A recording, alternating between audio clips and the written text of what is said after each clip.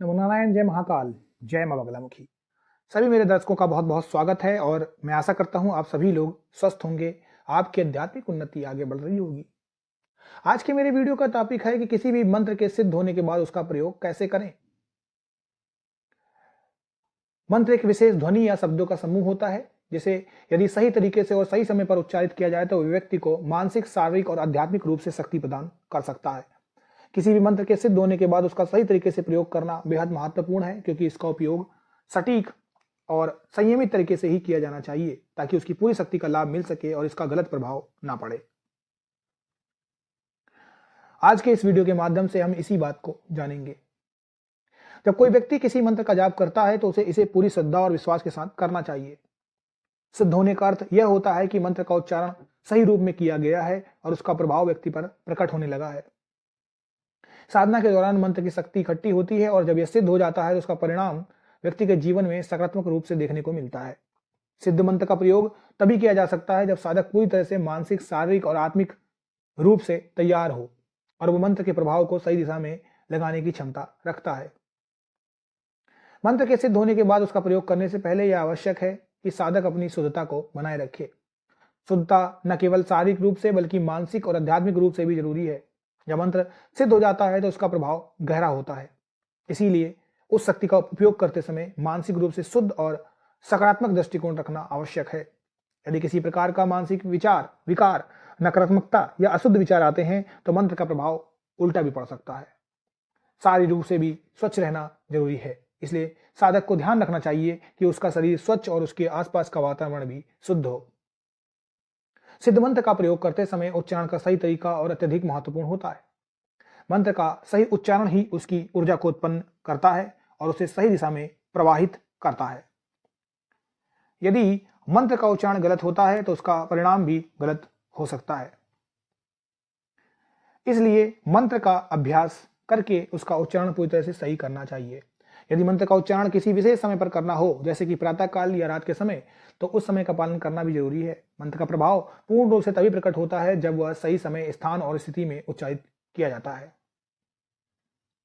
किसी भी मंत्र के सिद्ध होने के बाद उसका उपयोग या प्रयोग करते समय मानसिक स्थिति का ध्यान रखना भी बहुत जरूरी है। मंत्र का प्रभाव मानसिक स्थिति के आधार पर बदल सकता है। यदि साधक तनाव, चिंता या नकारात्मक विचारों से ग्रस्त है तो मंत्र का प्रभाव कम हो जाएगा।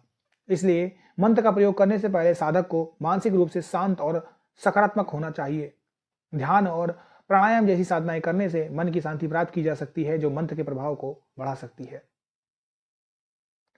मंत्र को सिद्ध होने के बाद उसका प्रयोग तभी प्रभावी होता है जब साधना की निरंतरता बनी रहे। अगर कोई साधक केवल एक बार मंत्र का प्रयोग करके छोड़ देता है तो उसका प्रभाव समाप्त हो जाता है। इसलिए मंत्र का प्रयोग नियमित रूप से करना चाहिए। यह न केवल सिद्ध मंत्र की शक्ति को बनाए रखने के लिए महत्वपूर्ण है, बल्कि यह साधक की मानसिक स्थिति को भी स्थिर करता है। निरंतर साधना करने से साधक को सफलता और शक्ति मिलती है।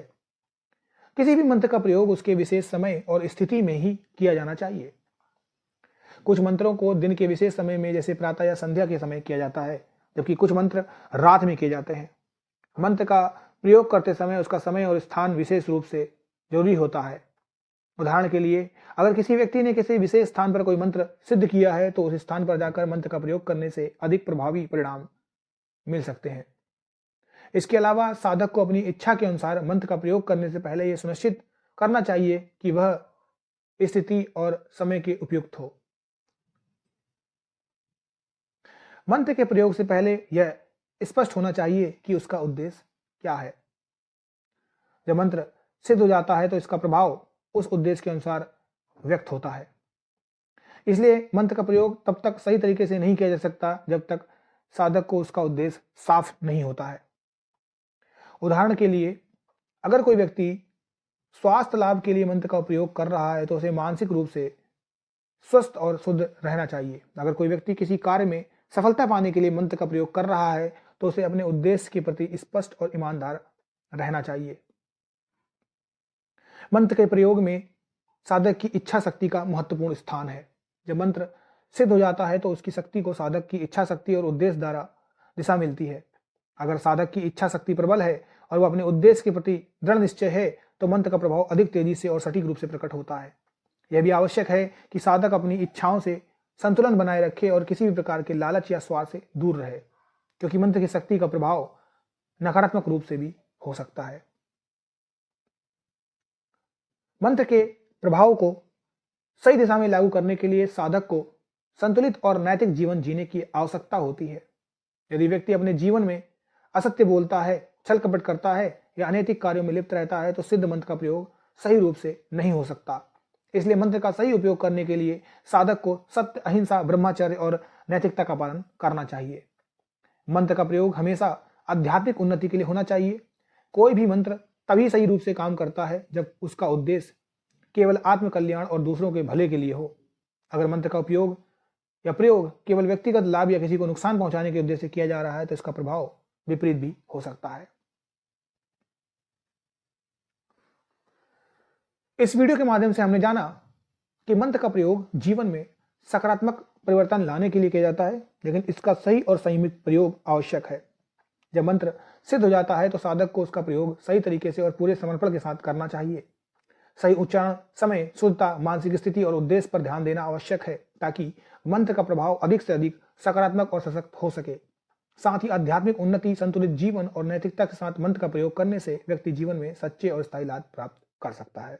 मुझे इजाजत दीजिएगा। आप सभी लोग खुश रहें, स्वस्थ रहें और आपकी आध्यात्मिक उन्नति होती रहे। नमो नारायण। जय महाकाल, जय मंगलमुखी।